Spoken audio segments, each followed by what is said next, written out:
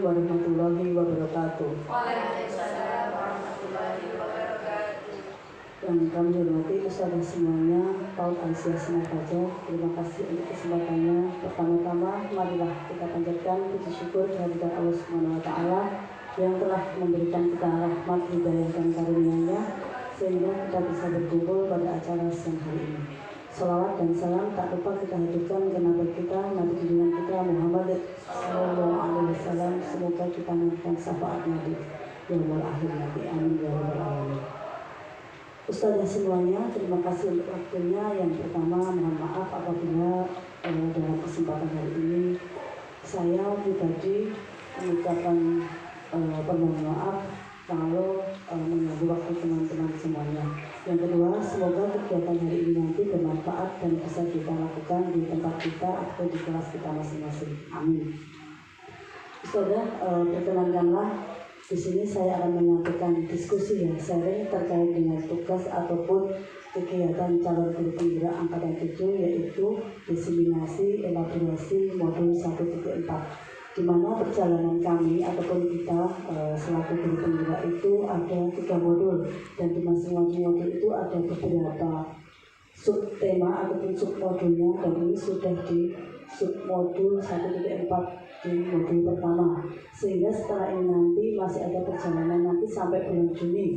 Sampai bulan Juni kita ada pendidikan lagi, ada kegiatan terkait dengan modul 2 dan modul 3. Dan terima kasih sekali untuk motivasinya, semangatnya, sehingga kita bisa menjalankan tugas-tugas yang diberikan dan bisa kita manfaatkan bermanfaat untuk sekolah kita pada umumnya dan untuk guru pada khususnya. Amin.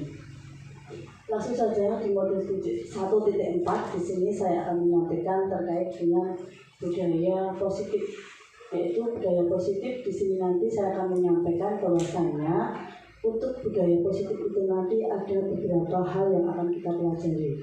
Nanti di sini kita santai saja nih. Nanti kalau ada yang kegiatan ataupun ada yang izin ke belakang nggak apa-apa, langsung nulisin saja ataupun angkat tangan untuk kepentingan nanti bisa masuk lagi untuk mengikuti kegiatan ataupun diskusi seperti ini. Ya, mohon izin untuk berdiri nih.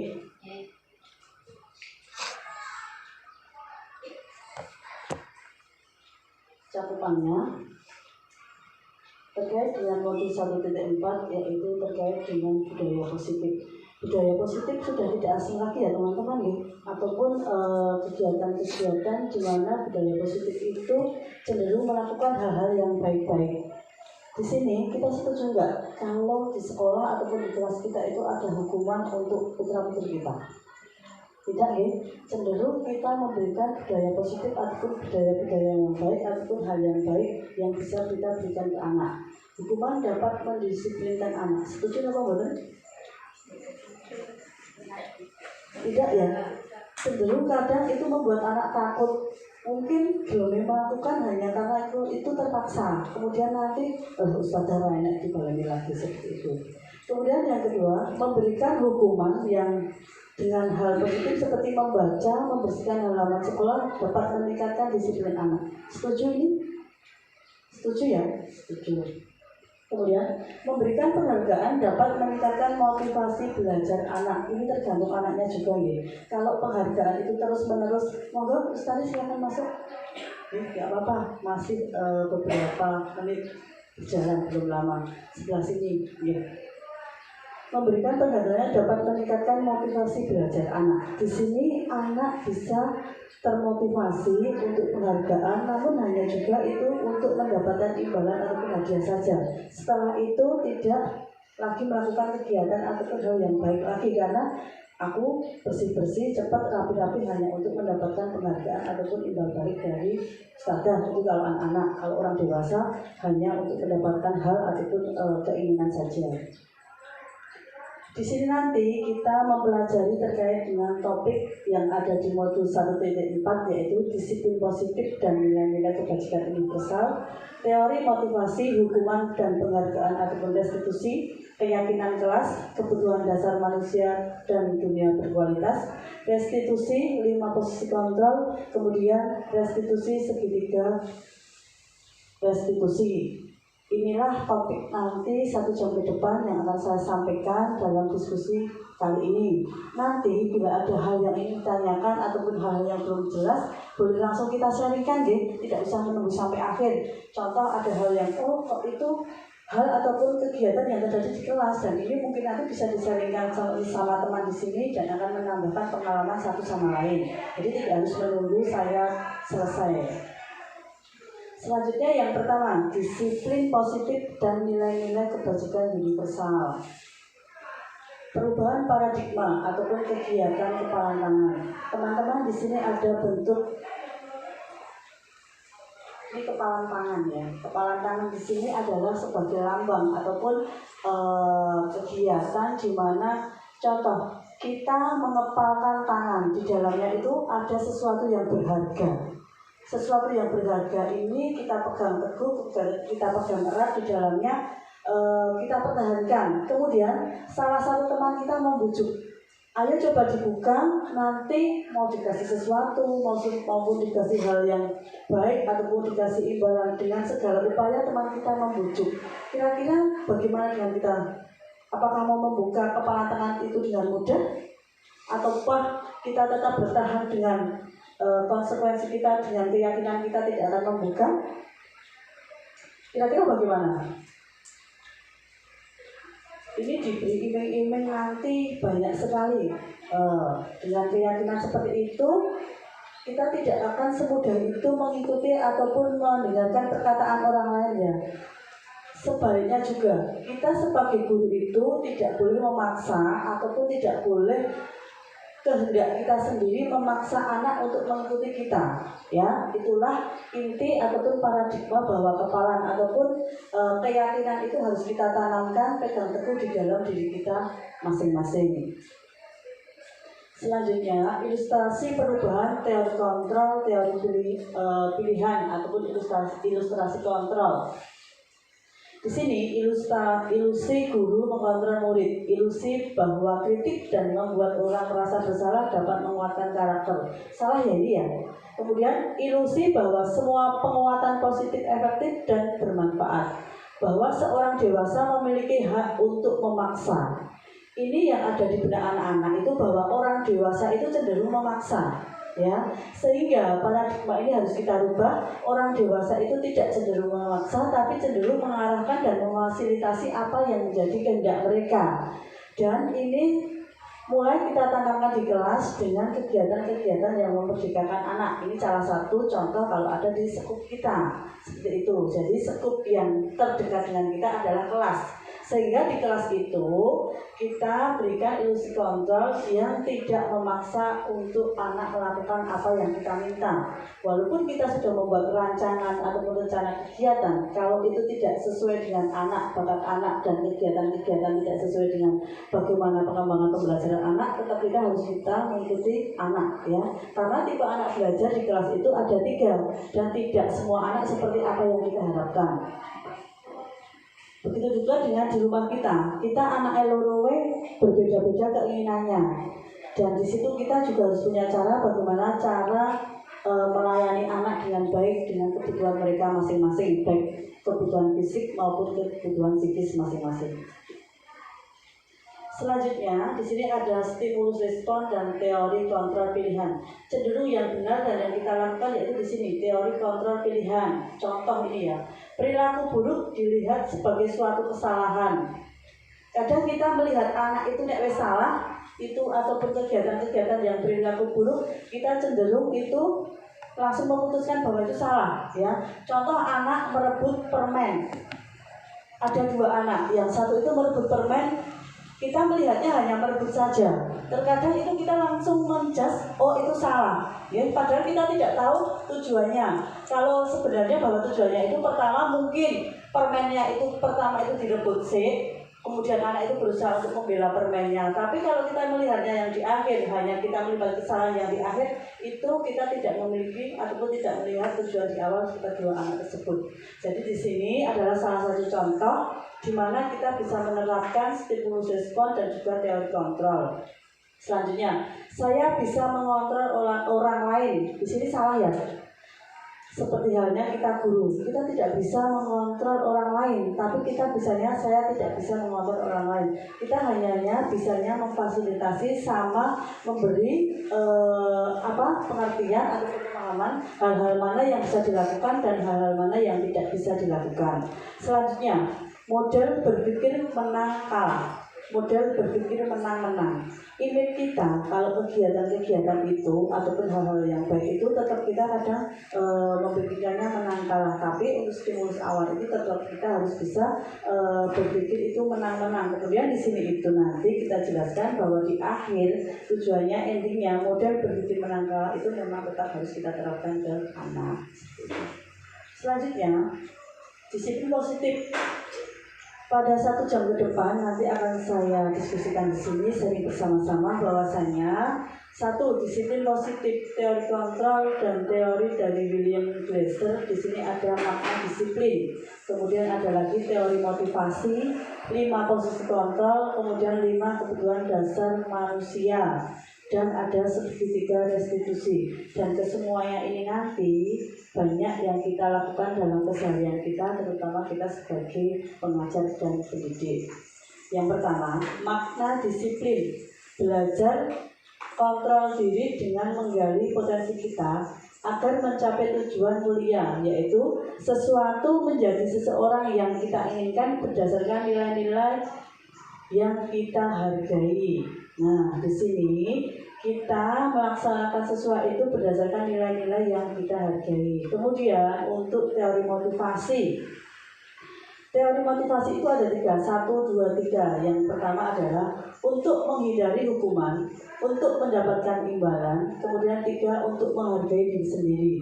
Untuk menghindari hukuman dan untuk mendapatkan imbalan ini nilai motivasi ekstrinsik, yaitu yang berasal dari luar. Contohnya, kita datang ke sekolah itu ataupun kita melakukan sesuatu itu hanya sekedar untuk menghindari hukuman ataupun untuk mendapatkan imbalan. Itu wajar ya, karena kita sebagai manusia naluri seperti itu banyak. Contoh, kita berangkat pagi, tidak dihukum. Seperti anak-anak itu kalau berangkat pagi itu ke sekolah, dia satu alasannya pasti tidak dihukum. Yang kedua nanti kalau berangkatnya awal terus dia akan mendapatkan imbalan. Nah, sebenarnya ini motivasi ekstrinsik yang paling tepat, jadi di sini adalah untuk menghargai diri sendiri. Jadi kegiatan-kegiatan penanaman disiplin positif itu lebih kita tekankan untuk menghargai diri sendiri yang keluar ataupun timbul dari motivasi diri kita sendiri. Jadi bukan karena untuk menghindari hukuman atau untuk mendapatkan imbalan, tetap kita keluar dari diri sendiri bahwa semua itu kembali ke diri kita masing-masing. Di situ kalau nanti setiap hari semua hal kita lakukan dengan disiplin positif itu, insya Allah semuanya akan berjalan dengan baik. Yang selanjutnya terkait dengan 5 posisi kontrol. Posisi kontrol kita sebagai guru yaitu penghukum, kemudian membuat rasa bersalah, kemudian teman, kemudian pemantau, kemudian manajer. Yang paling baik yang kita lakukan adalah kita guru sebagai manajer. Untuk penjelasannya lebih lengkap nanti kita lakukan di akhir ya. Nanti untuk sesi akhir ataupun desain di akhir ada kegiatannya seperti ini ataupun penjelasan materi seperti ini. Selanjutnya, kebutuhan dasar manusia, bertahan hidup, kemudian penguasaan, kasih sayang dan rasa diterima, kesenangan, dan kebebasan. Ini kita sebagai manusia tetap membutuhkan ini, entah dari manusia yang masih kecil ataupun manusia yang sudah tua. Semuanya membutuhkan 5 kebutuhan dasar ini. Kemudian segitiga restitusi, di mana 1. Menstabilkan identitas, validasi kebutuhan, menanyakan keyakinan. Nah, di sini nanti akan ada keyakinan kelas ataupun hal-hal yang berhubungan dengan kesepakatan bersama yang kita tanamkan di kelas. Selanjutnya, apakah disiplin itu? Berasal dari bahasa Latin disciplina yang artinya belajar. Jadi disiplin itu belajar. Benar, disiplin itu kita lakukan secara terus-menerus. Karena kalau disiplin itu tidak kita lakukan secara terus-menerus, itu tidak akan membentuk suatu karakter baik. Selanjutnya, makna berasal dari kata ini berkonotasi dengan disiplin diri dari murid-murid Socrates dan Plato. Disiplin diri membuat orang menggali potensinya menuju sebuah tujuan apa yang dia hargai. Namun dalam budaya kita, makna kata disiplin telah berubah menjadi sesuatu yang dilakukan seseorang pada orang lain untuk mendapatkan kepatuhan. Cenderungan umum adalah menghubungkan kata disiplin dengan ketidaknyamanan, bukan dengan apa yang kita hargai atau pencapaian suatu tujuan mulia. Di sini, disiplin kebanyakan orang itu hanya supaya mereka patuh, karena tidak dengan tujuan utama ataupun kesadaran diri, yaitu untuk mencapai tujuan mulia. Nilai-nilai kebajikan universal. Dari disiplin positif itu tadi kita tanamkan, dan kita sebagai guru semua itu kita lakukan hanya untuk mendapatkan profil anak yang berkarakter seperti apa yang disampaikan Dr. William Glaser, bahwasanya setiap perilaku atau perbuatan baik memiliki tujuan, dan tujuannya itu sama. Kita sebagai guru mengharapkan anak, walaupun putra didik kita ataupun anak kandung kita itu besoknya itu menjadi anak yang beriman, bertakwa kepada Tuhan Yang Maha Esa, mandiri, bernalar kritis, berkebinekaan global, bergotong royong, dan kreatif. Ini sudah tidak asing lagi di telinga kita nih untuk kata-kata yang seperti ini, sehingga dalam kegiatan apapun penerapan pembelajaran untuk tujuan ini, profil pelajar Pancasila ini menjadikan tujuan utama kita dan harus kita pegang teguh, sehingga nanti semuanya akan menjadi anak yang berdisiplin baik dan sesuai dengan profil pelajar Pancasila. Selanjutnya, yang kedua, teori motivasi, hukuman, dan penghargaan. Nah, ini sudah masuk ke pembahasan kedua. Jadi, untuk disiplin positif dan nilai-nilai universal, yaitu tujuan utamanya adalah terlaksanakannya profil pelajar Pancasila. Teori motivasi perilaku manusia. Yang pertama, untuk menghindari ketidaknyamanan atau hukuman apa yang akan terjadi apabila saya tidak melakukannya. Ini keluar ataupun berasal dari motivasi eksternal, berasal dari luar. Yang kedua, untuk mendapatkan imbalan dari orang lain atau institusi, apa yang akan saya dapatkan apabila saya melakukannya. Sama, ini adalah dorongan yang berasal dari luar untuk mendapatkan imbalan. Selanjutnya, untuk menghargai diri sendiri. Nah, ini yang paling tepat ataupun paling baik, yaitu motivasi internal, tujuan disiplin positif. Ini yang keluar ataupun dari kesadaran pribadi masing-masing. Sehingga kalau ini sudah kita tanamkan, kita juga akan menanamkan ke anak itu tidak merasa berat lagi, karena memang itu sudah menjadi dorongan pribadi kita, bahwasanya kita sebagai guru itu harus melaksanakan ataupun untuk menghargai diri sendiri itu melaksanakan disiplin positif. Kita sebagai guru itu nanti akan menjadikan tauladan diri kita itu bisa diterima anak-anak, sehingga anak-anak itu tidak akan protes, oh bu guru saja seperti ini, dan otomatis anak-anak akan melakukan hal-hal yang sama. Selanjutnya, merdeka. Apa menurut Gajah Dewantara? Yaitu merdeka itu artinya tidak hanya terlepas dari perintah, akan tetapi juga cakap memerintahkan diri sendiri, ya. Jadi kita itu tidak hanya pintar dalam memerintah, tapi diri kita itu juga pintar diperintah oleh diri kita sendiri. Dan ini manusia yang baik adalah bisa memerintah ataupun membatasi diri kita sendiri. Ini dari Gajah Dewantara. Selanjutnya, dihukum ataupun oleh penghargaan. Jadi bahwa penghargaan berlaku sama dengan hukuman, dalam arti meminta atau membujuk seseorang melakukan sesuatu untuk memenuhi suatu tujuan tertentu dari orang yang meminta ataupun membujuk. Dorongannya eksternal dan akan ada fakta ketergantungan. Beberapa dampak dari pemberian penghargaan seperti itu. Jadi untuk pengaruhnya jangka panjang, penghargaan itu ada enggak jangka panjang dan jangka pendeknya? Mungkin jangka pendeknya anak akan tergantung ya. Jadi melakukan hal-hal yang baik itu hanya karena mendapatkan penghargaan. Contoh, ayo teman-teman silakan ke sana, nanti dapat stiker. Jadi kalau dapat stiker mereka tidak mau melakukannya. Kemudian nanti besok ataupun saat pulang nanti semua dirapikan ya. Jadi nanti yang pulang sudah rapi semuanya bisa mengambil satu stiker dari ustazah. Nah, itulah contoh penghargaan yang kadang tujuan kita baik, tapi ternyata itu malah membuat hal yang tidak baik. Penghargaan menghukum. Penghargaan hukum. Kemudian penghargaan mengurangi ketepatan, penghargaan tidak efektif, dan penghargaan merusak hubungan. Selanjutnya, penghargaan menurunkan kualitas. Contohnya di sini, kalau penghargaan selalu kita berikan pada yang ranking 1, jadi kadang mereka itu nanti saya sudah tidak mau belajar lagi yang lebih banyak ataupun lebih baik lagi, karena memang kualitas saya sudah selalu mendapatkan penghargaan dari guru ataupun dari orang tua, seperti itu. Kadang mereka sudah puas dengan apa yang mereka dapatkan. Selanjutnya, penghargaan mematikan kreativitas. Jadi mereka terbatas dengan apa yang sudah didapatkan. Dia tidak ingin berkembang lagi, memikirkan hal-hal yang dimana kreativitasnya itu bisa mereka lakukan. Karena mereka sudah merasa, oh aku sudah nomor 1, kenapa aku harus berkreativitas lagi? Dengan seperti ini pun aku masih sudah nomor 1, seperti itu.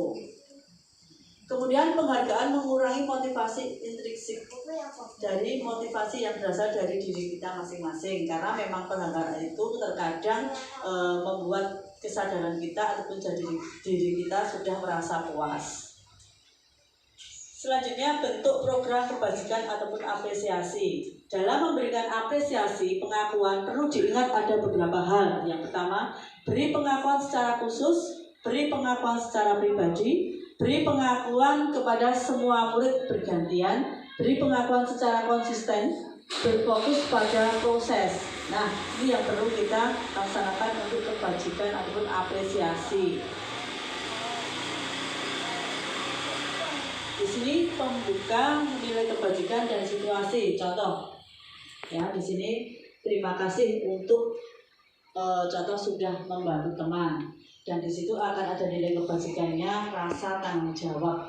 Kemudian di situasi pada saat kamu memungut kertas dan berantakan di lantai, sehingga di sini itu bisa kita apresiasi kebajikan, dan hal-hal kecil itu bisa kita apresiasi kepada murid-murid kita. Tindakan guru antara hukuman atau konsekuensi.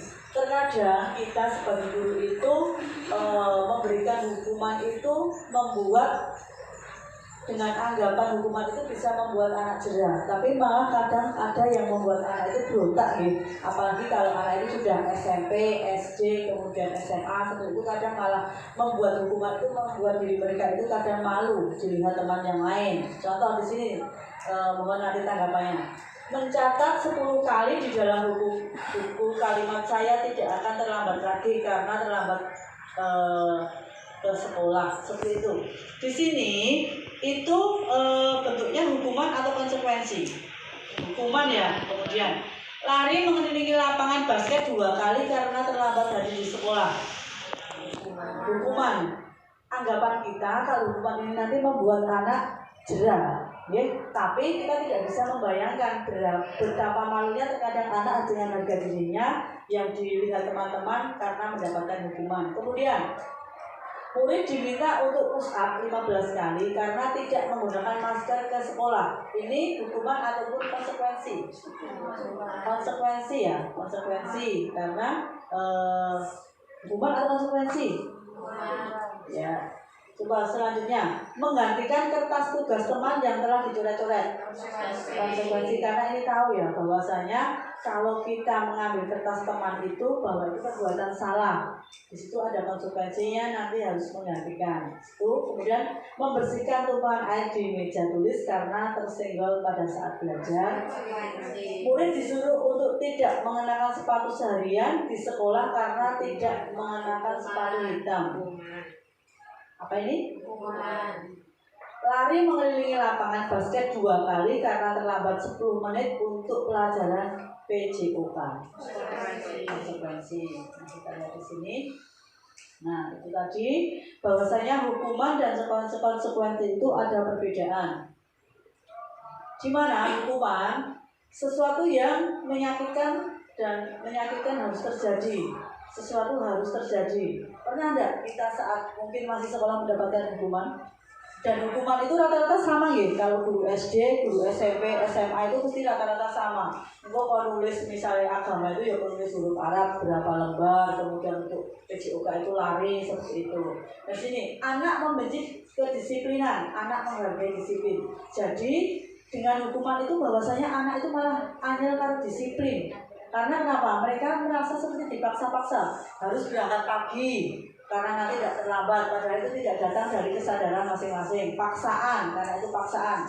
Dan di sini tugas kita itu adalah membuat konsekuensi ataupun hal-hal yang dimana bisa menumbuhkan anak itu sadar dengan tidak dipaksa oleh kita terkait dengan hal-hal yang menjadi budaya positif ataupun disiplin positif.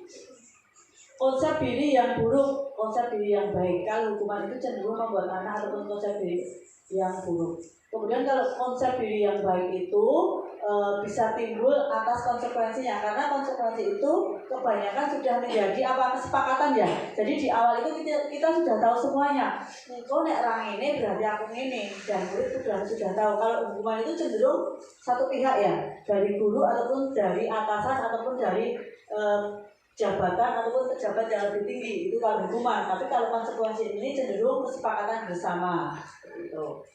Kemudian marah, rasa bersalah, dipermalukan, merasa tak dihargai. Ini kalau hukuman memang seperti itu. Jadi membuat anak itu malah justru tidak baik. Kehilangan hak, dibuat tidak nyaman, diasingkan untuk sementara ataupun time out. Perbedaan dan hukuman ini sama. Kemudian kita sudah masuk ke restitusi ya.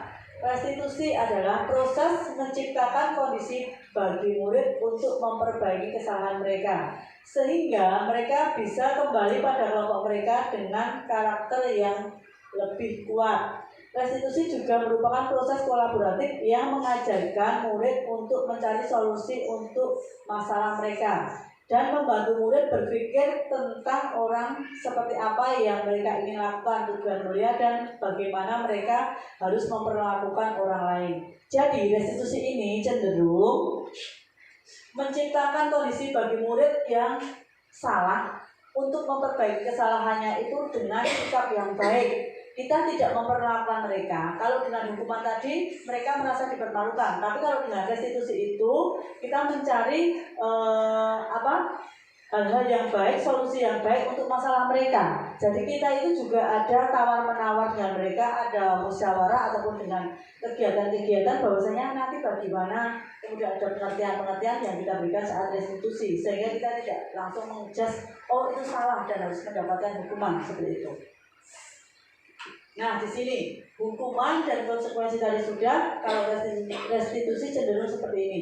Restitusi merupakan pilihan karena memang kita tawarkan ataupun kita diskusi dengan murid ataupun dengan mungkin kalau atasan dengan bawahan tergantung bagaimana konteksnya sehingga hal-hal itu kita lakukan. Kemudian korban mendapatkan ganti, korban bisa diabaikan. Kalau ini korban mendapatkan keadilan, korban bisa diabaikan, korban mendapatkan ganti.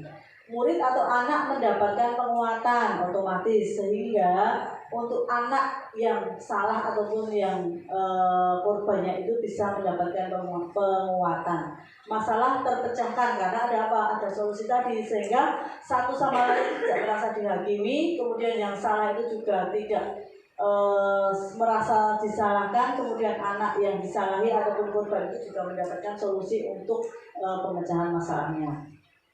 Murid atau anak membenci peraturan, ini kalau hukuman otomatis ini membuat murid atau anak membenci peraturan karena memang mereka merasa oh aku kok dihukum terus dengan hal seperti ini itu. Kemudian untuk konsekuensinya murid atau anak menghormati peraturan, ini untuk konsekuensi karena memang hal-hal apa yang menjadi hukuman atau nanti apa yang dilakukan anak yang bersalah itu sudah kita diskusikan di awal sehingga anak menghormati ataupun menghormati peraturan itu yang sudah dibuat.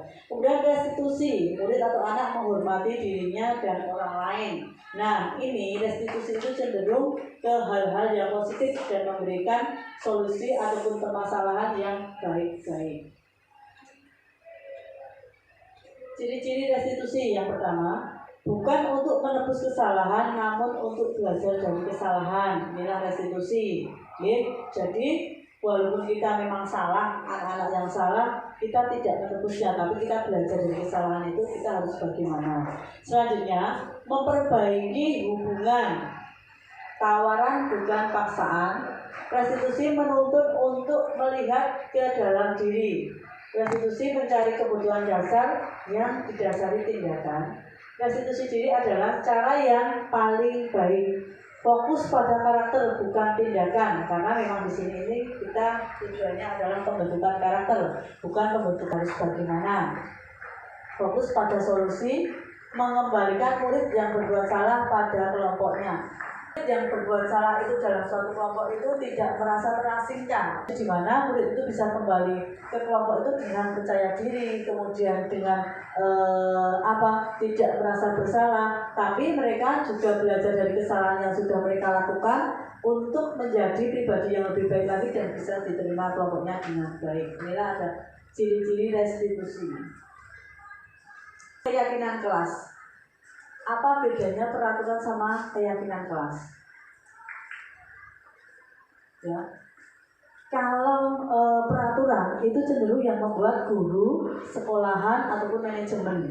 Tapi kalau keyakinan kelas itu yang membuat antara murid dan guru itu cenderung kita lakukan, sehingga keyakinan kelas itu sudah menjadi cara-caranya pokok ataupun hal yang harus dilakukan dari masing-masing guru dan murid dalam satu kelas itu, karena itu sudah menjadi kesepakatan bersama. Contoh, mengapa kita memiliki peraturan harus menggunakan helm bila mengendarai kendaraan roda 2? Nah, di sini adalah kesadaran. Kalau kita nanti tidak memakai helm, otomatis kalau jatuh ataupun ada kecelakaan, kita akan merasa rugi sendiri. Nanti kalau kepalanya kena sesuatu, kita yang rugi sendiri. Nah, itu timbul dari kesadaran kita masing-masing. Begitu juga dengan keyakinan kelas. Keyakinan kelas itu kita harapkan timbul dari pribadi kita masing-masing, bukan dari guru saja. Kemudian, mengapa kita memiliki peraturan 3M? Menggunakan masker, mencuci tangan, dan menjaga jarak. Itu juga diharapkan timbul dari pribadi masing-masing.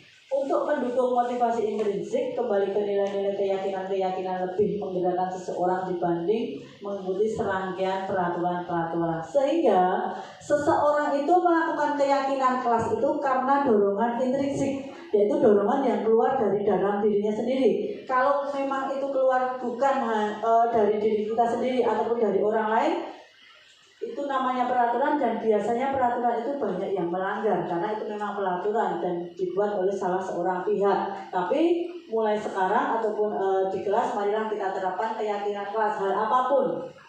Contoh, kita kegiatan keluar dan kita bersama-sama dulu di awal kita membuat keyakinan kelas harus bagaimana, seperti itu. Selanjutnya, contoh kesepakatan kelas ataupun keyakinan kelas. Di sekolah juga ada, yaitu kegiatan-kegiatan kesepakatan kelas. Kami guru dan murid yang saling menyayangi. Kalau kadang peraturan ini cenderung dengan kata-kata yang tidak halus, ya, ataupun kata-kata yang tegas, seperti itu. Kemudian kami murid yang semangat belajar. Kami murid yang peduli dengan teman.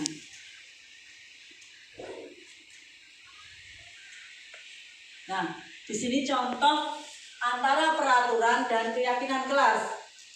Contoh peraturan, selalu kita gunakan dengan kata-kata yang tegas, yaitu selalu kembalikan buku ke tempatnya. Kita bisa membuat keyakinan kelas yang lebih halus. Contohnya coba salah satu mungkin selalu kembalikan buku ke tempatnya.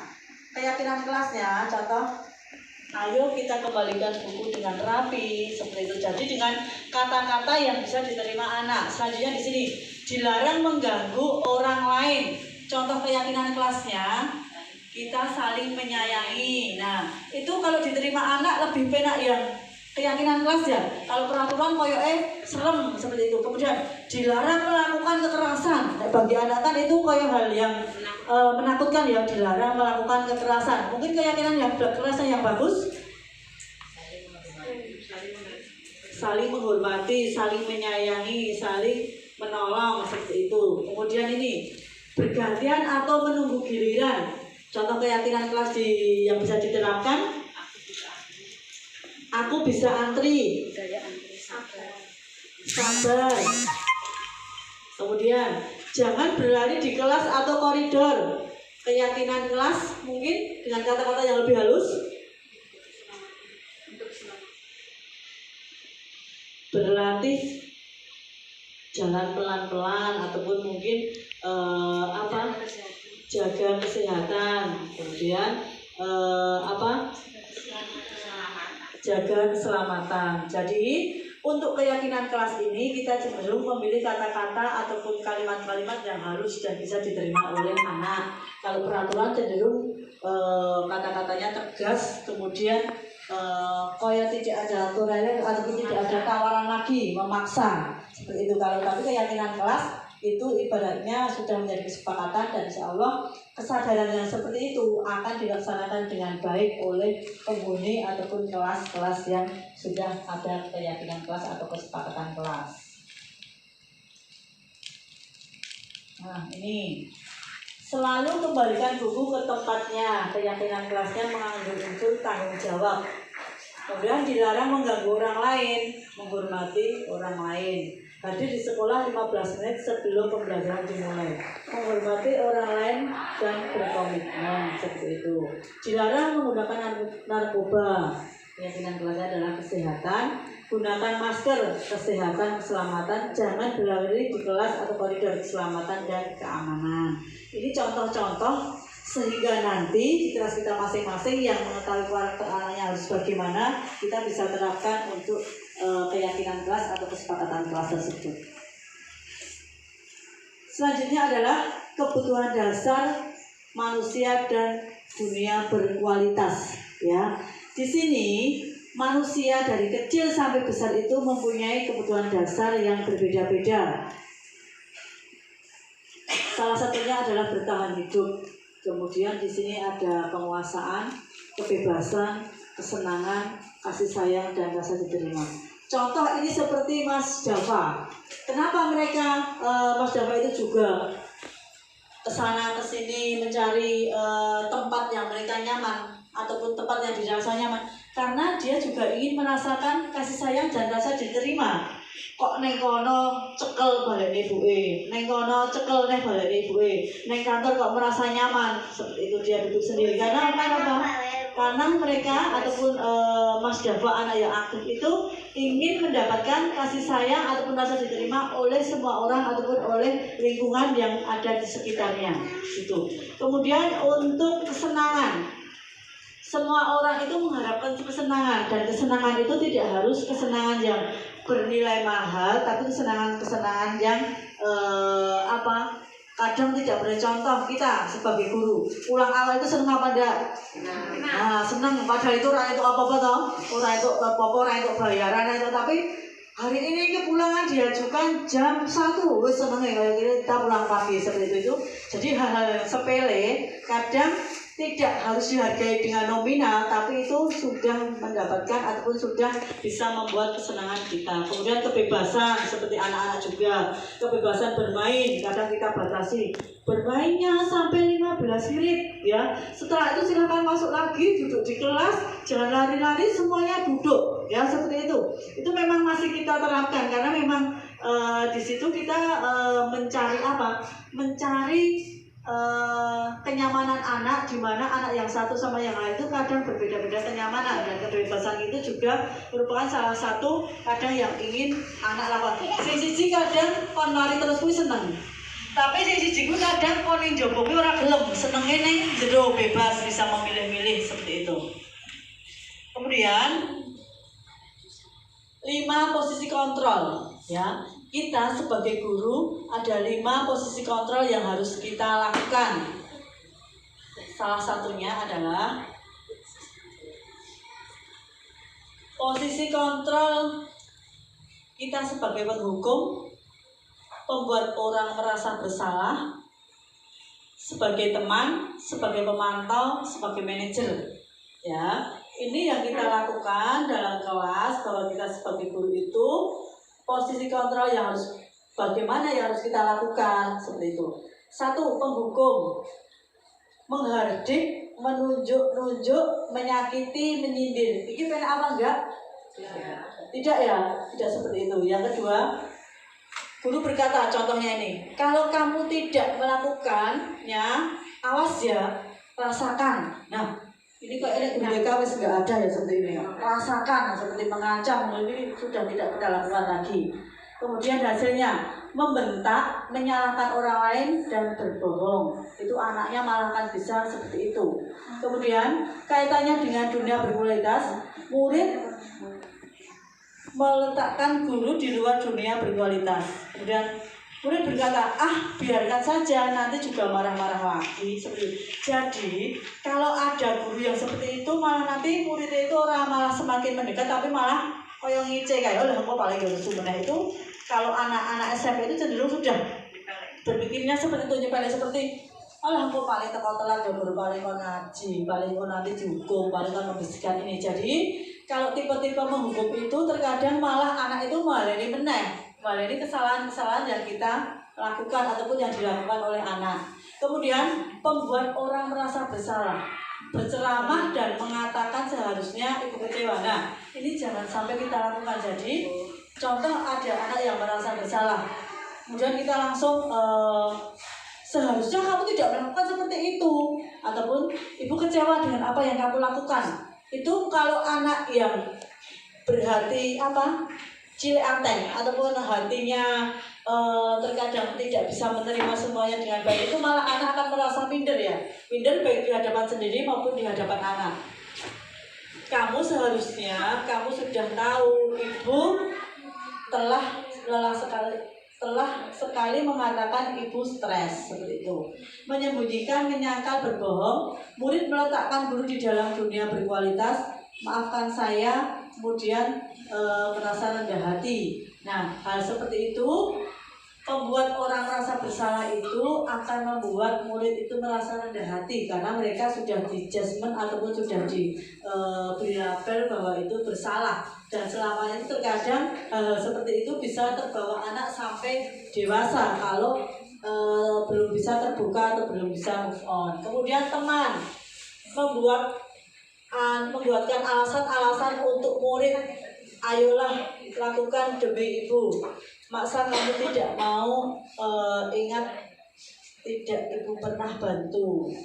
Ketergantungan, murid meletakkan guru sebagai orang yang sangat penting di dunia berkualitas. Saya pikir bapak ibu teman saya ternyata begitu, lemah, tidak mandiri dan tergantung. Jadi kalau sebagai teman itu kita posisikan diri itu sebagai anak-anak juga, melihat permasalahan mereka, kemudian sharing ataupun curhat dengan mereka. Kemudian apa yang terjadi itu juga harus mereka sampaikan ke kita, sehingga anak itu tidak takut akan melakukan hal-hal yang sudah salah ataupun mereka berbuat salah, tapi menganggap kita sebagai teman. Kemudian sebagai pemantau, menghitung dan mengukur pengaturannya, menyesuaikan diri bila diawasi. Murid meletakkan guru, peraturan dan hukum di dunia berkualitas. Kemudian dampak pada murid, menitik beratkan pada sanksi atau hadiah untuk dirinya. Pemantau ini biasanya ada sanksi ataupun ada imbalan ataupun ada hadiah. Kemudian yang paling tepat kita sebagai guru itu adalah menempatkan posisi kita sebagai manajer. Ya, sebagai manajer bahwasanya identitas berhasil atau sukses itu berada di manajer. Mengajukan pertanyaan-pertanyaan saat ada kejadian ataupun hal-hal yang dilakukan oleh murid, kita tidak langsung menyimpulkan ataupun tidak langsung mengatakan bahwa ini benar dan salah, tapi kita mengajukan pertanyaan-pertanyaan di mana itu bisa membuat murid itu bisa memberikan argumen. Apa yang kita yakin, apa yang kita bisa lakukan, kerjakan untuk memperbaiki masalah ini, kita berikan solusi. Kemudian menguatkan pribadi. Kita sebagai manajer itu menguatkan pribadi murid apabila terjadi hal yang tidak baik dan membuat anak menjadi minder ataupun anak merasa bersalah, tapi kita menguatkan secara pribadi. Murid meletakkan dirinya sebagai individu yang positif dalam dunia berkualitas. Bagaimana cara saya bisa memperbaiki keadaan, kemudian mengevaluasi diri, bagaimana cara memperbaiki diri. Di sini, posisi ini kita bisa melihat letak kita itu sebagai guru saat ini di mana kira-kira?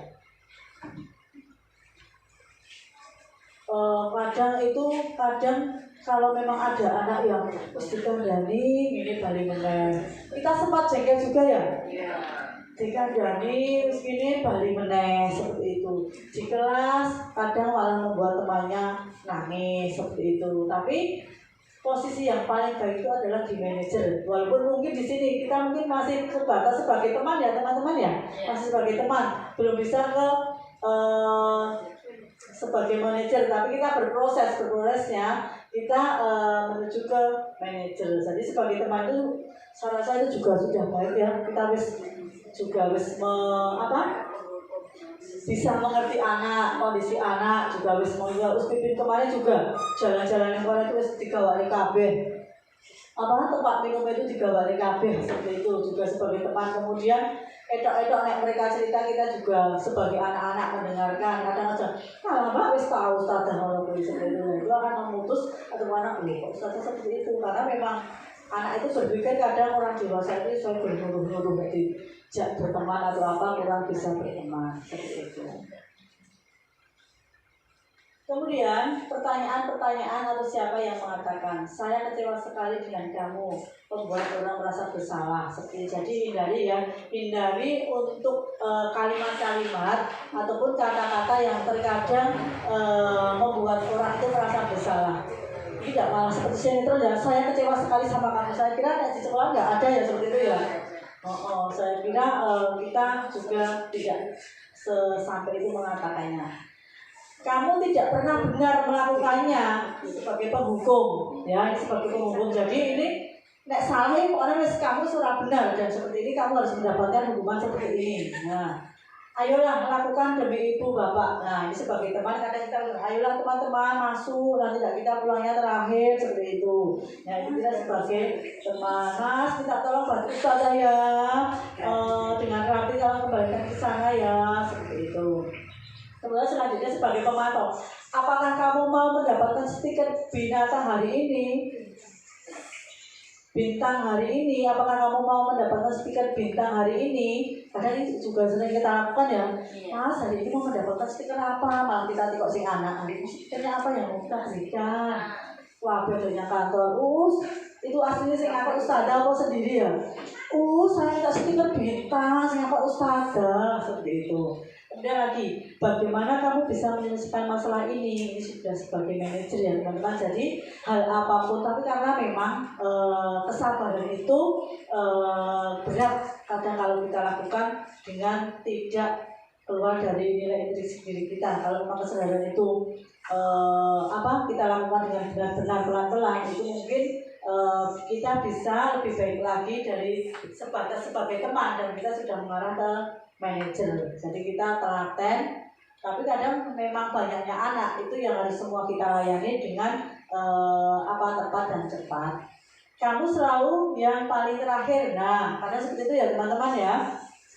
Kamu selalu yang paling terakhir, jangan sampai anak sudah di rumah kadang sudah tidak dipercaya dalam artian gini. Orang tua kadang ada yang tidak percaya dengan kemampuan anaknya seperti itu. Kemudian di sekolah juga paling kadang sebenarnya dia itu aktifnya itu karena ingin diperhatikan ataupun karena ingin mendapatkan pujian, tapi dia belum bisa dengan cara yang lebih baik dan cara anak itu kadang masih salah, belum seperti apa yang kita harapkan.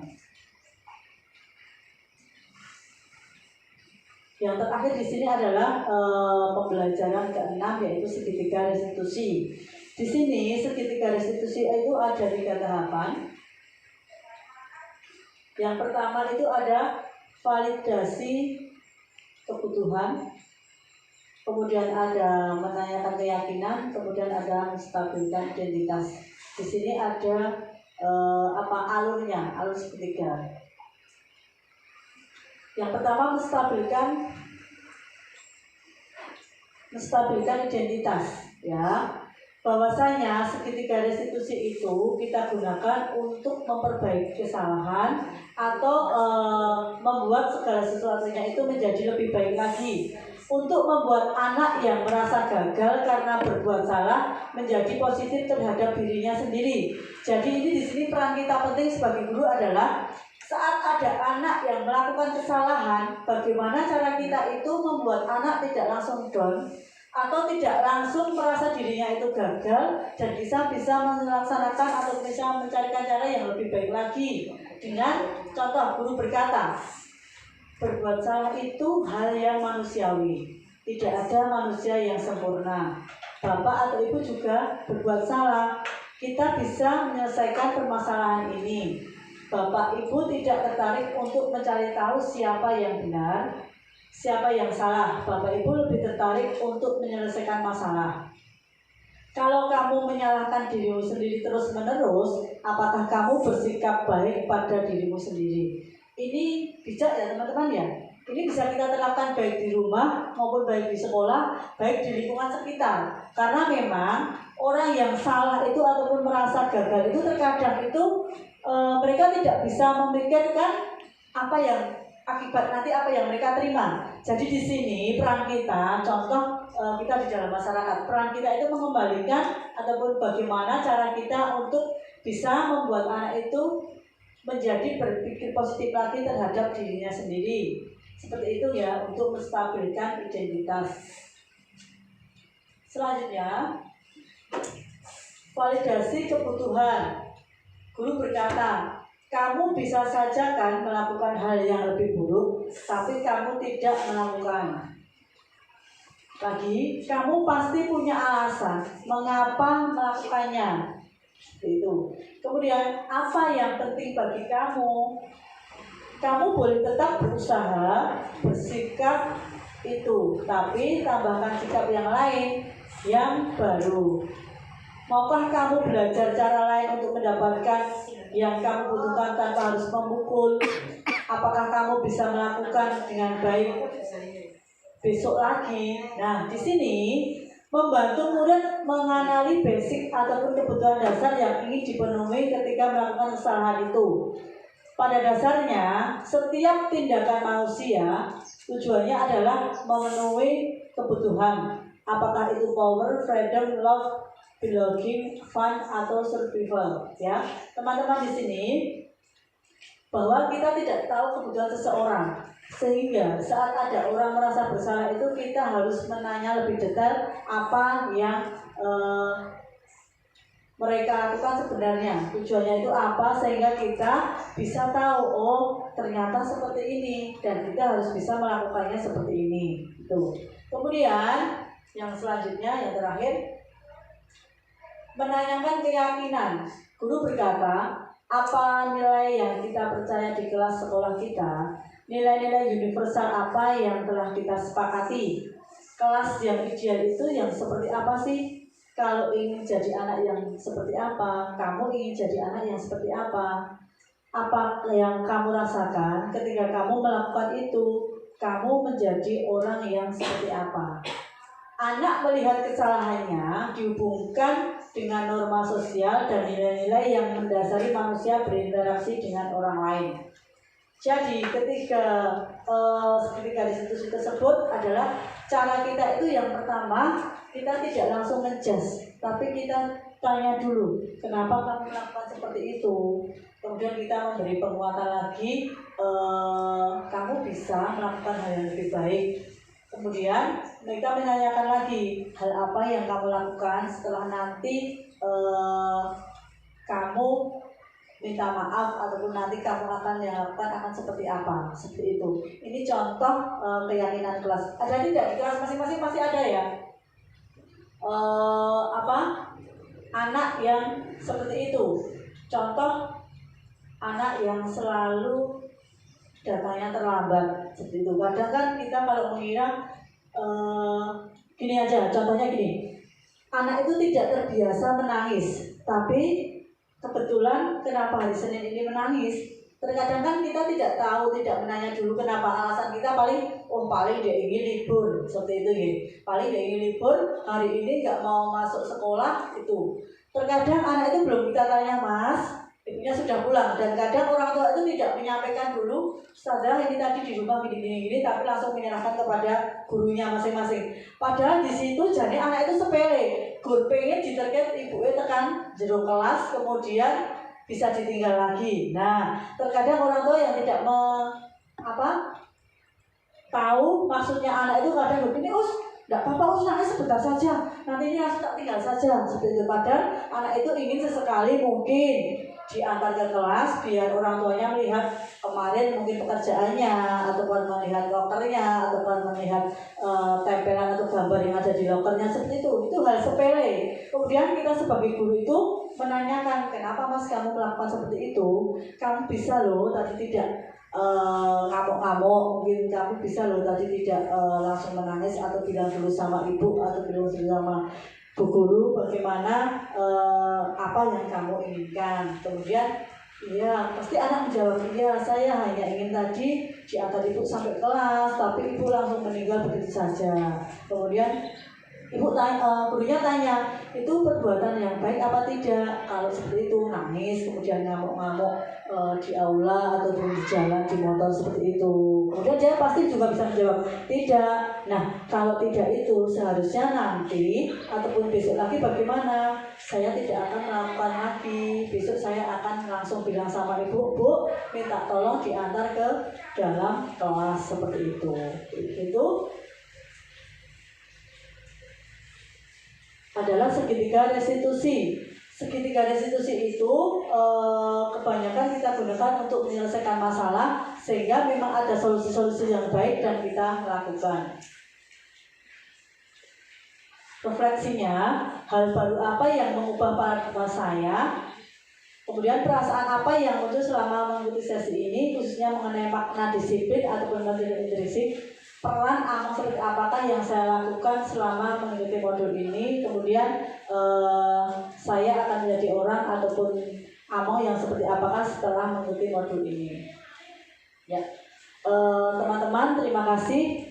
Sebelum kita akhiri dalam kegiatan hari ini, mungkin ada yang mau saya tanyakan terkait dengan segitiga restitusi. Pasti ada ya di sekolah ataupun di kelas masing-masing. Ini hanya sebagai pemahaman saja terkait dengan pemahaman kita ataupun pemahaman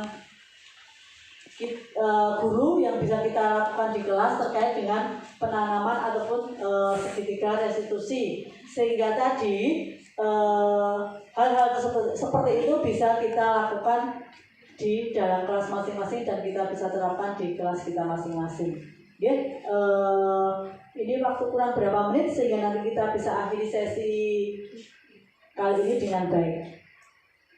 Oke, terima kasih. Berarti ini saya langsung mau bertanya kepada Usendra terkait dengan kegiatan-kegiatan yang mungkin ada di kelas ya. Pasti ada ya kegiatan di kelas terkait dengan kegiatan yang mengarah ke segitiga restitusi, dan otomatis tetap ada penyelesaiannya. Jadi di sini nanti kita bisa melihat, oh ternyata ada pemahaman ataupun materi yang sudah bisa kita berikan di kelas untuk menyelesaikan suatu masalah. Oke, perwakilan salah satu saja ya, insya Allah nanti bisa mewakili semuanya.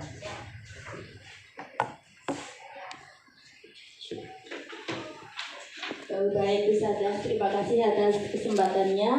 Alhamdulillah saya dapat mengikuti kegiatan pada hari ini, dan semoga nanti bisa saya terapkan dalam kegiatan pembelajaran bersama peserta didik di kelas maupun secara umum di sekolah. Tadi terdapat beberapa materi yang sudah disampaikan oleh Ibu Erlina mengenai budaya positif, keyakinan kelas, kemudian restitusi dan segitiga restitusi. Terdapat juga tentang posisi kontrol kita sebagai pendidik, antara lain sebagai penghukum, sebagai orang merasa bersalah, sebagai teman, sebagai manajer.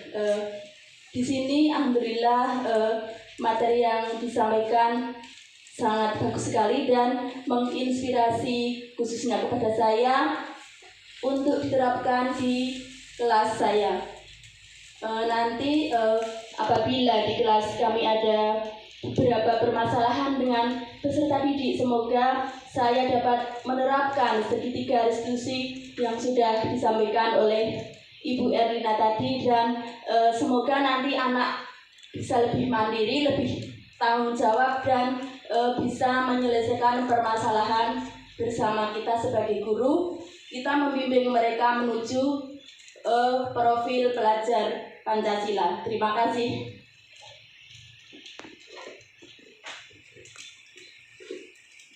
Terima kasih untuk pengalamannya ataupun berbagi dalam diskusi ini terkait tanggapan yang sudah saya sampaikan terkait dengan diskusi di siang hari ini. Dari saya pribadi, mohon maaf kalau ada hal-hal ataupun kata-kata saya yang kurang berkenan. Terima kasih sekali untuk waktu dan kesempatannya pada siang hari ini. Billahi taufiq wal hidayah. Wassalamualaikum warahmatullahi wabarakatuh. Waalaikumsalam.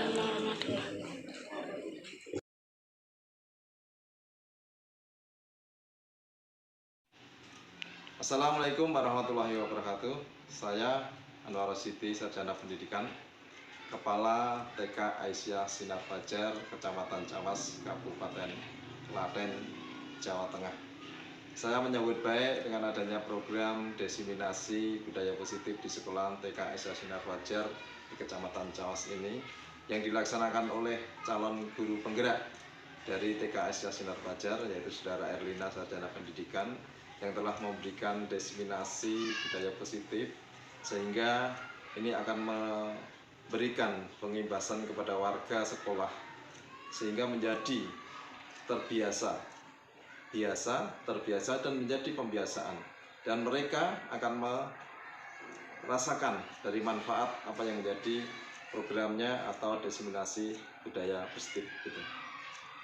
Kami harapkan Saudara Erlina, Sarjana Pendidikan, sebagai calon guru penggerak Angkatan 7 Kabupaten Klaten bisa menjadi pemimpin pembelajar di lingkungan TK Aisyah Sinar Fajar Cawas ini. Saya dan guru-guru yang lain juga sangat mengharapkan bahwa Saudara Erlina menjadi pemimpin pembelajar budaya positif di lingkungan TK Aisyah Sinar Fajar Cawas ini. Terima kasih. Assalamualaikum warahmatullahi wabarakatuh.